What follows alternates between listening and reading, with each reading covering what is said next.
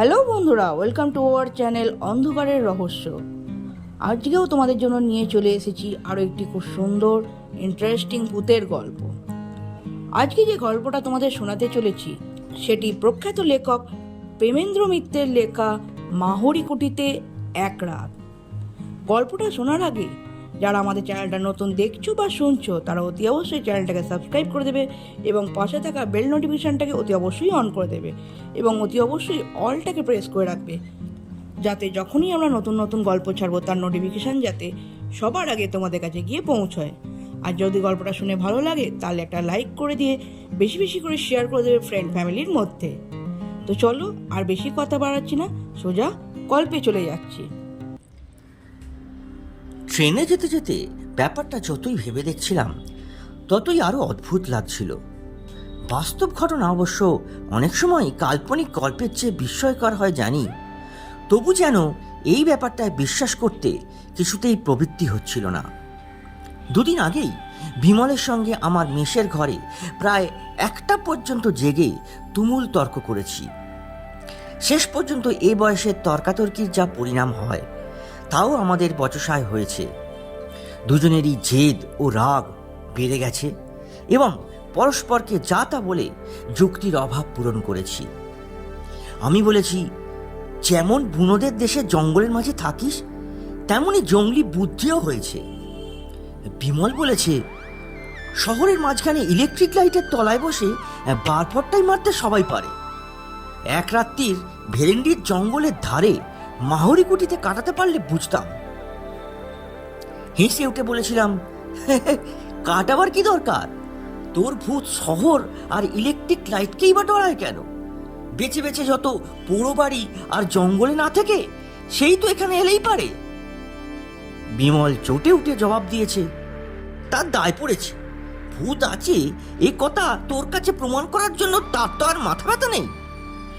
বিমলকে আরো রাগিয়ে দিয়ে বলেছি, তার না হোক তোর তো আছে। তুই নিজে কোনোদিন ওই মাহুরি না মুহুরি কুটিতে তাকে দেখেছিস?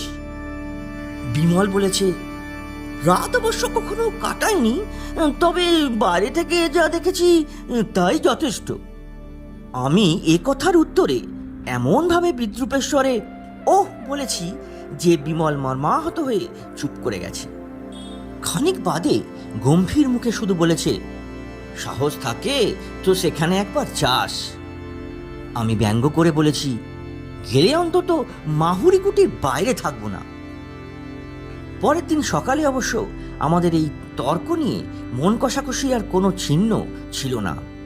বিমল সকালের ট্রেনেই তার কাজের জায়গায় চলে যাবে।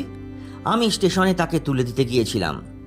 আগের রাতের তর্কের কথা দুজনে ভুলেও একবারও উত্থাপন করিনি, কিন্তু কে জানতো সেই তর্কের জের অমন করে মেটবার নয়। দুদিন বাদেই আমাকে সত্যি সত্যি ভেরেন্ডির জঙ্গলের উদ্দেশ্যে রওনা হয়ে পড়তে হবে, তাই বা কে ভেবেছিল? বিমল চলে যাওয়ার পর 1টা রাত পার হতেই দুপুরবেলা হঠাৎ টেলিগ্রাম পেয়ে স্তম্ভিত হয়ে গেছি। বিমল মরণাপন্ন, এখনই আমার যাওয়া দরকার। টেলিগ্রামের মর্ম এই, যাওয়া যে দরকার সে বিষয়ে কোনো সন্দেহ নেই, কিন্তু যাওয়া সোজা নয়।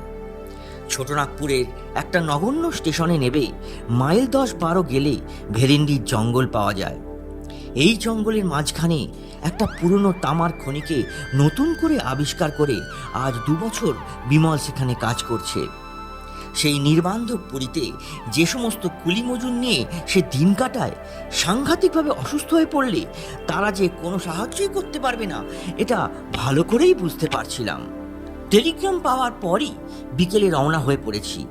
ভেরেন্ডির জঙ্গলে বিমলের নিমন্ত্রণ এভাবে রক্ষা করতে যেতে হচ্ছে ভেবে সত্যিই অদ্ভুত লাগছিল, আর বিরক্তি লাগছিল যেতে এমন দেরি হওয়ায়।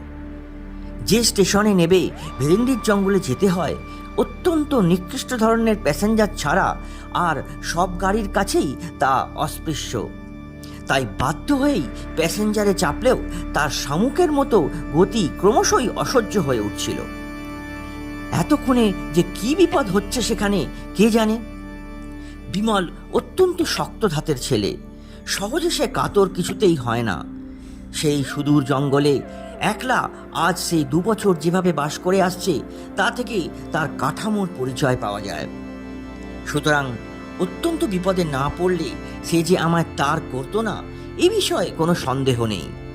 কিন্তু এরকম গদাই লস্করি চালের গাড়িতে আমি সেখানে পৌঁছবই বা কখন, আর তাকে সাহায্যই বা করবো কি করে? বিকালবেলা যে গাড়ি রওনা হয়েছিল সমস্ত রাত গুটি গুটি করে চলে প্রায় ভোর 4টের সময় টিনের চাল দেওয়া নিতান্ত আক্ষুটে চেহারার একটি স্টেশনে সে গাড়ি আমায় নামিয়ে দিলে। প্ল্যাটফর্ম বলতে কাঁকর ফেলা খানিকটা জায়গা, ট্রেনের সব কটা পাদানি বেয়ে সেখানে নামতে হয়। স্টেশন নয়, মনে হলো যেন জনহীন কোনো প্রান্তরে নেমেছি। শীতের রাত্রে ভোর 4টের সময় বেশ অন্ধকার থাকে, তার উপর গাঢ় কুয়াশায় স্টেশনের একটি মিটমিটে তেলের বাতি প্রায় অদৃশ্যই হয়ে গেছে। প্ল্যাটফর্মে জনমানব কেউ আছে বলে তো মনে হলো না। মিনিট খানিক থেমে গাড়িটা স্টেশন ছেড়ে চলে যেতেই তার নির্জনতা আরও যেন ভয়াবহ হয়ে উঠল। ট্রেনের আলোয় ও আওয়াজে নিজের নিঃসঙ্গতা এতক্ষণ এমন স্পষ্টভাবে বুঝতে পারিনি, কিন্তু এই স্টেশন থেকে বেরোতে তো হবে। ভেন্ডির জঙ্গলের রাস্তা এখান থেকে 10-12 মাইল দূর।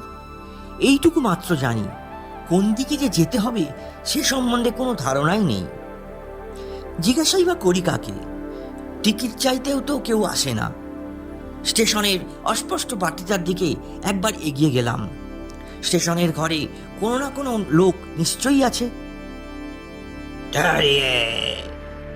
সত্যি একেবারে আটকে উঠে দাঁড়িয়ে পড়লাম। মানুষ নয়, যেন বাঘের গলার আওয়াজ। পেছন ফিরে কুয়াশার ঘোলাটে একটা নীল আলো ছাড়া কিন্তু কিছুই প্রথমটা দেখতে পেলাম না। নীল আলোটা আরো কিছুটা কাছে এগিয়ে আসার পর একটা বিশাল বস্তার মতো জিনিস অস্পষ্টভাবে দেখা গেল। জিনিসটা বস্তা নয়, মানুষের মাথা। প্রকাণ্ড কমফোর্টার ও তার উপর কম্বল জড়িয়ে অত বড় হয়েছে। সেই কম্বল ও কমফোর্টারের সামান্য একটু ফাঁকের মধ্যে এবার প্রকাণ্ড একজোড়া গোঁফ ও দুটি জ্বলজ্বলে চোখ দেখা গেল। শরীরের অন্যান্য অংশ অন্ধকারে অস্পষ্ট। সত্যিই প্রথমটা কেমন যেন হতবুদ্ধি হয়ে গিয়েছিলাম। সেই কম্বল জড়ানো মুখ থেকে গম্ভীর বাজখাই গলায় ঠিক আছে শুনেও যেন প্রথমে ব্যাপারটা ভালো করে বুঝতে পারিনি। আবারও আওয়াজ এলো, ঠিক আছে কাহা। এবার ব্যস্ত সমস্ত হয়ে পকেট থেকে টিকিটটা বার করলাম এবং পর মুহূর্তে ভাল্লুকের মতো একটা মোটা লোমওয়ালা হাত হঠাৎ অন্ধকার থেকে যেন বেরিয়ে এসে আমার হাত থেকে সেটা কেড়ে নিল বলে মনে হলো। সাহস করে এবার জিজ্ঞাসা করলাম, এই ভেরেন্ডির জঙ্গলের রাস্তাটা কোন দিকে দাদা, বলতে পারেন? নীল আলোটা দূরে সরে যেতে শুরু করেছিল ইতিমধ্যে। সেটা থামলো এবং কুয়াশার ভেতর থেকে শোনা গেল সবিস্ময় প্রশ্ন, কাহা? এই ভেরেন্ডির জঙ্গল, এই যেখানে তামার খনি আছে। নীল আলোটা আমার কাছে সরে এলো। কমফোর্টার ও কম্বলের বস্তার তলা থেকে দুটি চোখ আমায় তীক্ষ্ণ সবিস্ময় দৃষ্টিতে লক্ষ্য করছে। বুঝতে পারছিলাম ব্যাপারটা কি।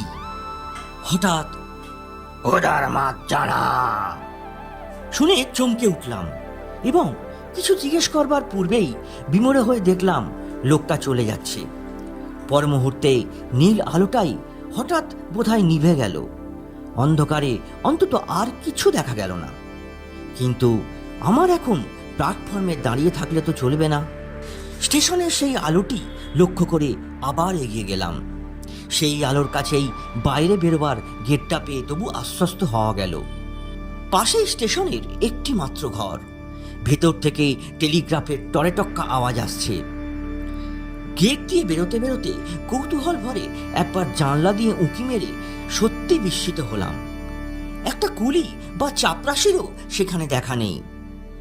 বাইরে কুয়াশাচ্ছন্ন অন্ধকার, শুধু একটা অস্পষ্ট পায়ে চলা পথের ধূসর ধোঁয়াটে রেখা কোনো রকমে চেনা যাচ্ছে। আপাতত আর কোনো পথ না পেয়ে সেইটিকে অনুসরণ করাই যুক্তিসঙ্গত বলে মনে হলো। খানিক বাদেই অন্ধকার কেটে গেলে আর ভাবনার কিছু থাকবে না, তখন কাউকে জিজ্ঞাসা করে নিলেই চলবে। কিন্তু আকাশ পরিষ্কার হওয়া সত্ত্বেও কাউকে জিজ্ঞাসা করবার সুবিধা কিছুই হলো না। এরকম নির্জন পথ কোথাও আছে বলেই জানতাম না। চারিধারে বিশাল ঘন জঙ্গল, একেবারে নিস্তব্ধ। মানুষ দূরের কথা, এই ভোরের বেলা একটা পাখির আওয়াজও সেখানে শোনা যায় না। সৌভাগ্যের কথা, জঙ্গলের মধ্যে পায়ে চলার দুই একটা রেখা ছাড়া এ পথ কোথাও দুভাগে ভাগ হয়ে যায়নি। ঘণ্টা চারেক চলার পর পথ ক্রমশ উপরে উঠেছে, বুঝতে পারলাম। জঙ্গলও সেখানে আরও নিবিড়। একটা চড়াই পার হয়েই দূরে একটা পাথুরে ঢিবির ধারে ছোট একটা বস্তির মতো দেখতে পাওয়া গেল। সে বস্তির পেছনে একটা বিশাল ভাঙা পোড়ো বাড়ি পাথুরে ঢিবির সঙ্গে পাল্লা দিয়ে জঙ্গলের উপরে মাথা তুলেছে। কাছে গিয়ে যন্ত্রপাতি ইত্যাদি চিহ্ন পেয়ে বুঝলাম সেইটি খনি। কিন্তু এখানেও যে জনমানব নেই। খোলার চালের ঘরগুলির অধিকাংশই সকালবেলাতেও বন্ধ। টালিতে ছাওয়া বাংলো প্যাটার্নের একটি বাড়ি দেখতে পেয়ে সেটি বিমলের থাকবার জায়গা হবে বলে মনে করে দরজা গিয়ে কড়া নাড়লাম। কোনো সাড়া শব্দ নেই। দরজায় মৃদু একটা ধাক্কা দিতেই সেটা খুলে গেল। সামনেই বসবার ঘর, কয়েকটা বেতের চেয়ার আর একটা টেবিল পাতা। পেছন দিকে ভেতরের দিকের দরজায় পর্দা ঝুলছে। এ ঘরেও কেউ নেই। পর্দাটা সরিয়ে ভেতরে ঢুকতে যাচ্ছি, এমন সময় পেছনে পদশব্দ শুনে চমকে পেছন ফিরে তাকালাম। চমকে উঠবার কথাই বটে। প্রায় 6 ফুট লম্বা, অত্যন্ত রোগা ও সরু যে লোকটি ঘরে ঢুকেছে, বিজ্ঞাপনের ব্যঙ্গচিত্র ছাড়া অমন চেহারা কোথাও চোখে পড়েনি। জিজ্ঞাসা করলাম, বিমলবাবু কোথায় আছে বলতে পারেন? কৌন বাবু? এই বিমলবাবু। আমি তার অসুখের টেলিগ্রাম পেয়ে আসছি। কেমন আছেন এখন? ও ইঞ্জিনিয়ার বাবু কমাংটা বলে লোকটি হাতের ও মুখের অপরূপ একটা ভঙ্গি করলে। কিছু বুঝতে না পেরে বললাম, এই ইঞ্জিনিয়ার বাবুই হলো, কিন্তু তিনি কোথায়? লোকটা আমার দিকে খানিক অদ্ভুতভাবে তাকিয়ে থেকে যা বললে তার মর্ম বুঝতে আমার মিনিট 2 লাগলো, এবং তারপর স্তম্ভিত হয়ে আমি ঘরের একটি চেয়ারে বসে পড়লাম। ধীরে ধীরে তারপর সমস্ত ব্যাপারটাই শুনলাম। আমি টেলিগ্রাম পেয়ে যখন ট্রেনে রওনা হয়ে পড়েছি, তখন বিমল এ জগৎ থেকেই রওনা হয়ে গেছে। সবচেয়ে আঘাত পেলাম যেভাবে সে মারা গিয়েছে তার বিবরণ শুনে। এক হিসেবে আমি তার মৃত্যুর জন্য দায়ী, কারণ কোনো অসুখে বিমল মারা যায়নি। তার মৃত্যু অত্যন্ত রহস্যজনক। কলকাতা থেকে ফিরে এসে বিমল বোধহয় আমার বিদ্রূপ স্মরণ করেই জেদের বসে মাহুরি কুঠিতে সমস্ত রাত একলা কাটায়। তার সঙ্গে যারা কাজ করে তারা সকলেই মানা করেছিল, কিন্তু সে শোনেনি। শেষ রাত্রে অদ্ভুত এক গোগানে শুনে তার পেয়ারা রামদিন ঘর থেকে বেরিয়ে এসে বাইরের মাঠে বিমলকে অচৈতন্য অবস্থায় পড়ে থাকতে দেখে। ধরাধরি করে তাকে ভেতরে তুলে আনার পর দেখা যায় তার মাথায় গভীর আঘাতের চিহ্ন, গায়েও নানা জায়গায় দাগ আছে। সে নিজেই পড়ে যাক বা কেউ তাকে ফেলে দিয়ে থাকুক, কোনো উঁচু জায়গা থেকে পড়ার দরুন যে তার মাথায় দারুণ চোট লেগেছে এ বিষয়ে কোনো সন্দেহ ছিল না। অনেক সেবা শুশ্রূষার পর সকালের দিকে আধ ঘন্টাটা তার জ্ঞান হয়েছিল। সেই সময়ে সে আমায় টেলিগ্রাম করতে বলে, কিন্তু তারপর উন্নতির বদলে ক্রমশ তার অবস্থা খারাপের দিকে যেতে থাকে। বিকেল 4টের সময় সে মারা যায়। এদেশের লোকের, বিশেষত অশিক্ষিত কুলি মজুরদের কুসংস্কার অত্যন্ত বেশি। তাদের ইঞ্জিনিয়ার বাবুকে ভূতেই যে ফেলে দিয়েছে এই বিষয়ে তাদের কোনো সন্দেহ নেই। সেই জন্য বিমলের মৃত্যুর পর তার সৎকার করেই তারা সদল বলে খনি থেকে চম্পট দেয়। আমি সেই জন্যেই সকালে এসে কাউকে কোথাও দেখতে পাইনি। বেচারা রামদিনও পালিয়ে গিয়েছিল। যাওয়ার সময় তবু বুদ্ধি করে সে স্টেশনে আমার ঠিকানায় আর একটা তার করে দেয়। আগেই রওনা হওয়ার দরুন আমি সে তার পাইনি। যে স্টেশন মাস্টার সে তার হাতে চিঠি পাঠিয়েছিল, তার অদ্ভুত আচরণের কথাবার্তার মানে যেন এবার একটু বোঝা গেল। যার কাছে সমস্ত খবর পেলাম ব্যঙ্গচিত্রের চেহারার মতো সেই অদ্ভুত চেহারার লোকটিই হচ্ছে রামদিন। আজ সকালবেলা সে সাহস করে বাবুর জিনিসপত্রের তদারক করতে কিংবা চুরির মতলবে যে কারণেই হোক না কেন ইঞ্জিনিয়ার বাবুর কুটিতে এসেছে। সমস্ত ব্যাপারটা শোনাবার পর আমার মনের অবস্থা যা হলো তা বর্ণনা করা অসম্ভব। বিমলের এই পরিণামের কথা আমি স্বপ্নেও ভাবতে পারিনি, কিন্তু এ ব্যাপারের পর চুপ করে চলে যাওয়াও আমার পক্ষে ছিল অসম্ভব। ভূতই হোক আর যাই হোক, এ ব্যাপারের রহস্যভেদ আমাকে করতেই হবে। আমার সংকল্প আমি তখন ঠিক করেই ফেলেছি। ভেরেন্ডির জঙ্গল থেকে নিকটস্থ থানা প্রায় এক বেলার পথ। দুপুরে রামদিনকে দিয়ে সেখানে খবর পাঠিয়ে আমি রাতের জন্য প্রস্তুত হতে লাগলাম। আর কিছুর জন্য না হোক অন্তত বিমলের কাছে দেওয়া আমার প্রতিশ্রুতি রাখবার জন্যই মাহুরি কুটিতে এক রাত আমায় কাটাতেই হবে। তার জন্য আয়োজন অবশ্য বেশি কিছু করবার নেই, শুধু একটা জোরালো বৈদ্যুতিক টর্চ, একটা ছোট লোহার রডই আমি সঙ্গে নেব ঠিক করলাম। সন্ধ্যের আগে রামদিনের ফিরে আসবার কথা, কিন্তু রাত প্রায় 7টা হয়ে গেলেও তার কোনো পাত্তা পাওয়া গেল না। মুখে আমায় কথা দিলেও ভূতের ভয়ে সে যে শেষ পর্যন্ত সরে পড়েছে তা বুঝতে পারলাম। কিন্তু পুলিশের লোকের কোথাও দেখা নেই কেন?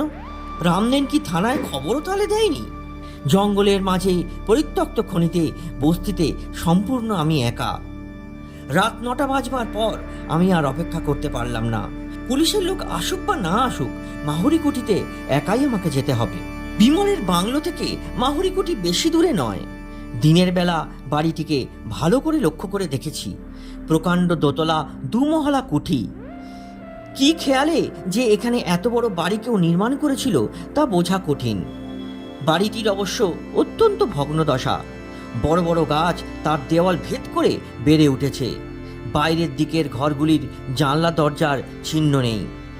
এই শুকনো দেশেও ভেতরের ঘরগুলিতে শ্যাওলা ও আগাছা জন্মেছে প্রচুর। ভাঙা দেউড়ি দিয়ে বাইরের মহল পার হয়ে গেলে ভেতরের বিশাল মহলে ওপরে নিচে অসংখ্য গোলক ধাঁধার মতো যে সমস্ত ঘর পাওয়া যায়, দিনের বেলাতেও সেগুলি অন্ধকার। দরজা জানলা অধিকাংশরই নেই।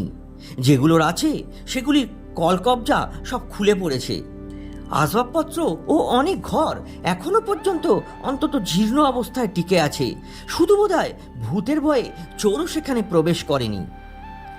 অমূলক ভয় আমার নেই, তবু টর্চ হাতে বাইরের দেউড়ি দিয়ে মাহুরিকুটিতে প্রবেশ করার সময় নিজের অনিচ্ছা সত্ত্বেও গা যে ছমছম করে উঠেছিল তা স্বীকার করতে বাধ্য হচ্ছি। এমন গাঢ় জমাট অন্ধকারের সঙ্গে পরিচয় আমার কখনো হয়নি। টর্চের আলোতে যেন সবরে তাকে কেটে বেরোতে হচ্ছে। বাইরের মহলের ওপর নিচে সমস্ত ঘরগুলি ঘুরে দেখে ভেতরের মহলে ঢুকলাম। নিচের ঘরগুলোর দুর্দশা অত্যন্ত বেশি। আগাছায় মেঝে প্রায় ছেয়ে গেছে। ইট সুরকি পাথর জায়গায় জায়গায় পড়ে আছে স্তূপাকৃত হয়ে। ঘরগুলিতে ঢোকাও বিপজ্জনক। সে সমস্ত ঘর ছেড়ে এবার ভগ্নপ্রায় সিঁড়ি দিয়ে দোতলায় উঠলাম। দোতলার ঘরগুলি এখনো অনেকটা ভালো অবস্থায় আছে। একটার পর একটা ঘর টর্চের আলোয় ভালো করে পরীক্ষা করে যেতে যেতে কিন্তু অস্বাভাবিক কিছুই দেখতে পাচ্ছিলাম না। বিমলের মৃত্যু রহস্য এ বাড়ির সঙ্গে জড়িত না থাকলে অনায়াসে মনে করা যেত যে নেহাত কুসংস্কারের দরুন এখানকার লোক এই পুরো বাড়িটাকে এমন বিভীষিকাময় করে তুলেছে। বাড়িটির একটি বিশেষত্ব অবশ্যই আগেই উল্লেখ করেছি। ঘরগুলি এমন বিশৃঙ্খলভাবে সাজানো, যেখানে সেখানে দরজা ঘুলঘুলি প্রভৃতি এমনভাবে বসানো যে সব শুদ্ধ একটা বিরাট গোলক ধাঁধা বলে মনে হয়। একটা ঘর থেকে আরেকটা ঘরে যেতে যেতে পথ গুলিয়ে ফেলার সম্ভাবনা অত্যন্ত এখানে বেশি। সম্প্রতি সত্যিই তাই গুলিয়ে ফেলেছি বলে মনে হচ্ছিল। খানিক আগে যে ঘর ছেড়ে গিয়েছি সেই ঘরেই আবার ঘুরে এসে সবিস্ময়ে দাঁড়িয়ে পড়েছি। ওপরে উঠবার সিঁড়িটাও যে ঠিক কোন দিকে হবে বুঝতে পারছিলাম না। খানিকটা চুপ করে থেকে দাঁড়িয়ে মাথাটা ঠিক করে নিয়ে আবার এগুতে যাব, এমন সময় পায়ে যেন কি একটা ঠেকলো। টর্চের আলো সেখানে ফেলে অত্যন্ত বিস্মিত হয়ে গেলাম। জিনিসটা আর কিছুই নয়, একটা চামড়ার ব্যাগ। কিন্তু এই ব্যাগটির সঙ্গে আমি পরিচিত। কলকাতায় বিমলের কাছে আমি এটা দেখেছি এবং তার সুন্দর চামড়ার কাজের প্রশংসাও করেছি। ব্যাগটি কুড়িয়ে নিয়ে গিয়ে খুলে ফেলার পর আরও আশ্চর্য হয়ে গেলাম।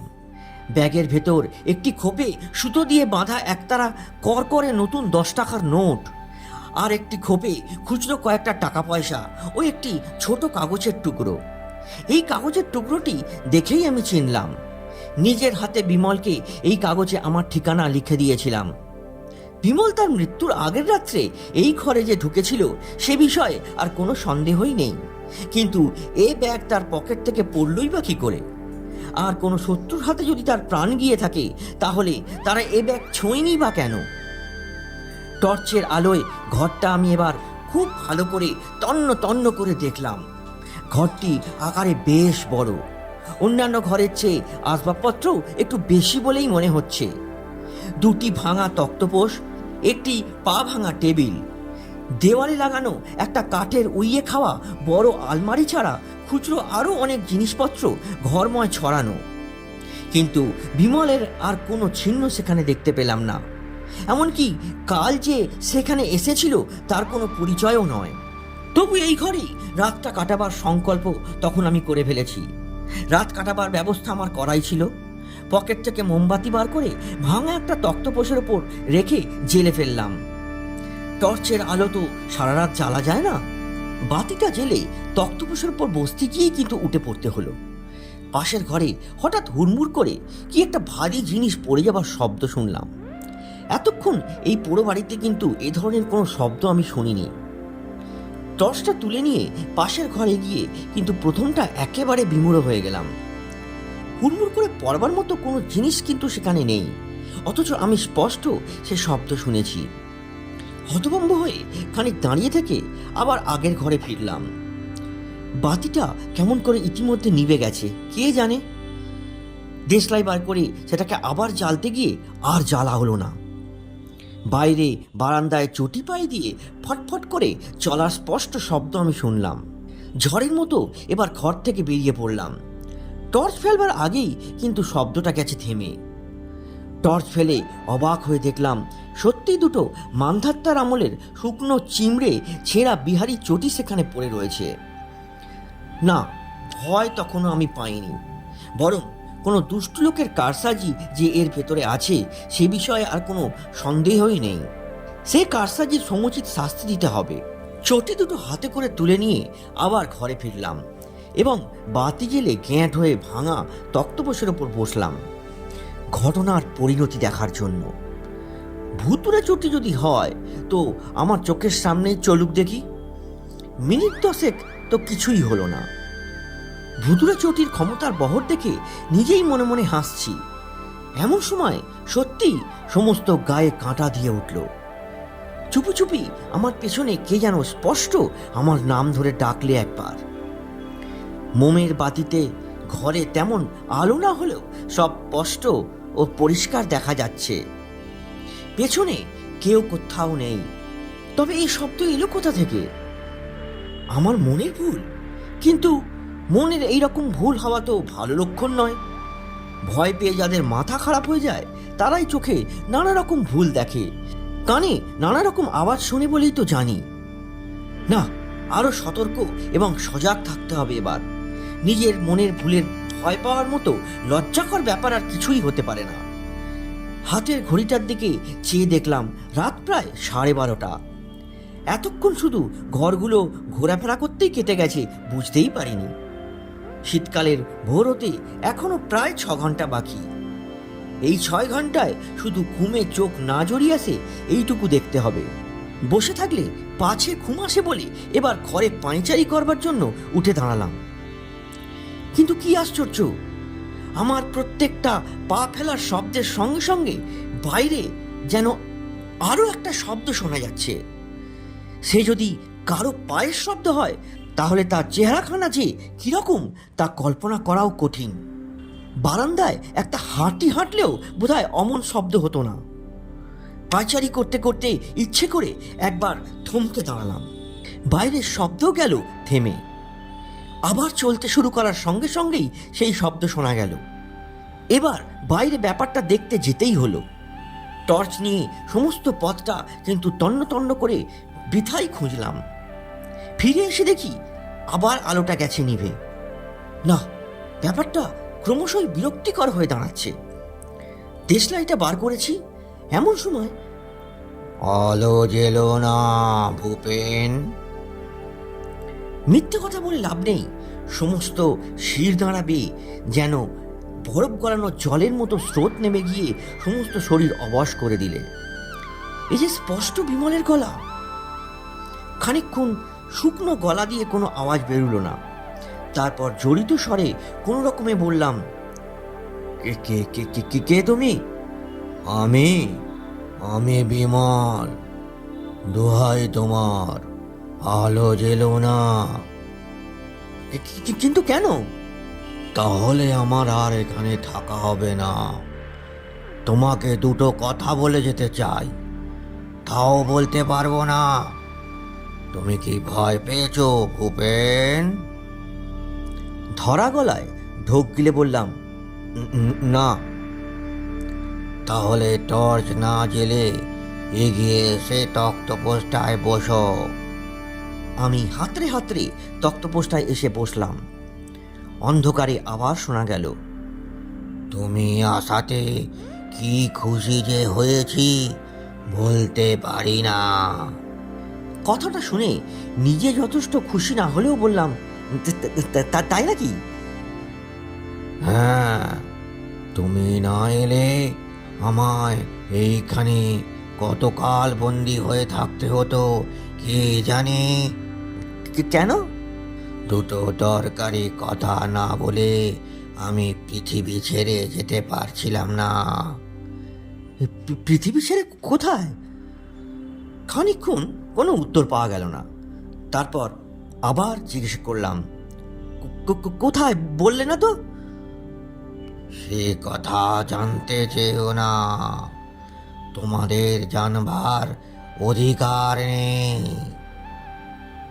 ও, কিন্তু তুমি কি এখানে বরাবর আছো? বরাবর। যতক্ষণ তুমি এসেছো তোমার পাশে পাশে ঘুরে বেরিয়েছি। এখন একটু তোমার পাশে বসবো। তাড়াতাড়ি বললাম, না না, কি দরকার? কিন্তু ওসব শব্দ টব্দ কি তুমি করছিলে? আমি? না না, আমি নয়, ও সব ওরা করেছে। সবাই সবিস্ময়ে বললাম, ওরা? হ্যাঁ, ওরাও আছে। ওরা ওই রকম করতে ভালোবাসে, আমার কিন্তু ভালো লাগে না। তবে থামলে কেন? তবে তবে তবে অনেক দিন পৃথিবীতে থাকতে হলে বিরক্তি আসে, তখন ওই সব পথ খেয়াল হয়। ওরা কি অনেক দিন আছে? অনেক দিন। যোধমল তো মান সিংহের সঙ্গে মনসবদার হয়ে এসেছিল, আর দেবদত্ত অশোকের সময়ে। এতদিন ওরা কেন এখানে আছে? কি করবে, মায়ার বন্ধন। যোধমল এখানকার এক রাজকোষ লুট করবার সময় দামি একটা মতির মালা পেয়ে এক জায়গায় লুকিয়ে রেখেছিল।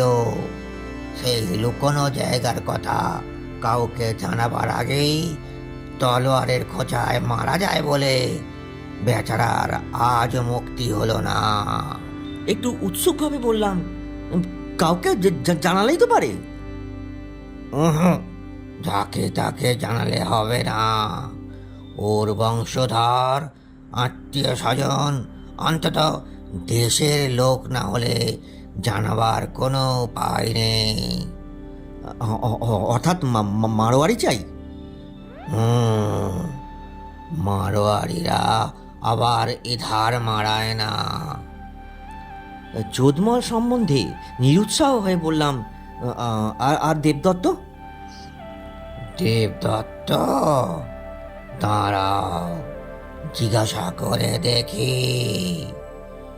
খানিকক্ষণ সব স্তব্ধ। তারপর শোনা গেল, দেবদত্তের উদ্ধার হওয়া আরো শক্ত। কেন? অশোকের সময় ও মঞ্জুশ্রী না ধ্যানশ্রীর কি একটা মূর্তি গড়েছিল, সেটা এখনো আবিষ্কৃত হয়নি বুঝি? কোথায় সেটা? আমি না হয় প্রত্নতত্ত্ব বিভাগে। না না, আবিষ্কৃত হয়েছে বই কি, কিন্তু পণ্ডিতেরা তর্কাতর্কি করে তার নাম নিয়ে বাঁধালে গোল। কেউ বলছে সেটা দেবী মূর্তি নয়, কেউ বলছে কি কি বলে প্রজ্ঞা পারমিতা। কিন্তু তাতে কি? চুপ চুপ চুপ, দেবদত্ত একেবারে খেপে উঠবে এক্ষুনি। তাতেই তো সব। নাম ঠিক হওয়া না দেখে ও কিছুতেই যেতে পারছে না এখান থেকে। আমি না এলে তুমিও যেতে পারতে না? বোধহয় না। ও আর ওই সব বদখেয়াল? তাও হয়তো হতো। এক্ষুনি তো মাঝে মাঝে কিরকম নিষ্পিস করে। কি নিষ্পিস করে? হাত? একটু হাসির শব্দ শোনা গেল। হাত তাকে বলে না, তবে গলার স্বরে অত্যন্ত অস্বস্তি বোধ করে বললাম, যাকে ভাই, তোমার কি কথা ছিল? যা বলে দিলেই তোমার ছুটি। হ্যাঁ, ছুটি, একেবারে ছুটি। একটু ভয় ভয় জিজ্ঞাসা করলাম, বলা হলেই তুমি চলে যাবে? তৎক্ষণাৎ। কিন্তু তুমি চলে গেলে এই যোধমল আর দেবদত্ত? না না, তোমার কোনো অনিষ্ট করবে না এরা, আমার বারণ আছে। তবে এবার বলো ভাই। এই তো বলছে। ও আবার কি? ও কিছু না। কিন্তু হেঁচকির মতো শোনালো যেন। পাগল, হেঁচকি কোথায়? কিন্তু আমরা তো ওকেই হেঁচকি বলি। আমরা বলি না। তবে কি ওটা? ও আমাদের ভৌতিক দেহের বুৎকার। বুৎকার কি? ও কথার মানে তোমরা বুঝবে না, ওটা এই জগতের কথা। ও জগতের কথা আলাদা নাকি? এতক্ষণ তো বেশ বাংলা বলছিলে। অনেক কষ্টে অনুবাদ করে বলতে হচ্ছিল, কিন্তু ভূতকারের অনুবাদ হয় না। না ভাই, এটা হেঁচকি, ভূতকার। আমি তাহলে আলোটা জ্বালছি। দোহাই তোমার, এখনো আমার কথা বলা হয়নি। তুমি কথা পরে বলোখন, এখন একটু জলের চেষ্টা করে দেখি। আমাদের জল লাগে না, আলো জ্বাললেই আমায় চলে যেতে হবে। তা না হয় খানিক গিয়ে তোমার বুৎকারটা থামিয়ে এসো। বলে সত্যি দেশলাইটা বের করে মোমবাতিটা জ্বেলে ফেললাম। কিন্তু এ কি, ঘরে যে কেউ নেই, এ কি ব্যাপার? বিমল, তুমি এখানে আছো? বিমলের কোনো উত্তরের বদলে শোনা গেল কয়েক সেকেন্ড মাত্র বিমূঢ় হয়ে দাঁড়িয়ে থাকার পর আমার মনে আর কোনো সংশয় রইল না। এগিয়ে গিয়ে কড়া দুটো ধরে সজোরে কাঠের আলমারির পাল্লা দুটো আমি খুলে ফেললাম। এ কি বিমল, তুমি সশরীরে? বিমলের গলা থেকে বেরোলো। ব্যাপারটা এতক্ষণে বোধহয় অনেকখানি বোঝা গেছে। হেঁচকুটেকু উঠে সব না খেঁচিড়ে দিলে বিমলের ফন্দিকে সার্থক বলা চলত। তার টেলিগ্রামে আমি বিশ্বাস করেছিলাম এবং আগের দিন মাইল 10 দূরের এক মস্ত মেলার জন্য খনির লোকজনকে ছুটি দেওয়ায় তার অন্যদিকে সুবিধে হয়ে গিয়েছিল। শুধু রামদিনকে ষড়যন্ত্রের মধ্যে তাকে টানতে হয়েছিল। পোড়োবাড়িতে তার দুর্মুষ ফেলা ও পেটানোর আওয়াজের যে নমুনা সে দেখিয়েছে, তাতে তারিফ তাকে অবশ্যই করতে হয়। অবশ্য স্টেশন মাস্টারের অদ্ভুত মূর্তি ও আচরণ বিমলের ফন্দিকে সাহায্য করবে, এ কথা সেও ভাবেনি।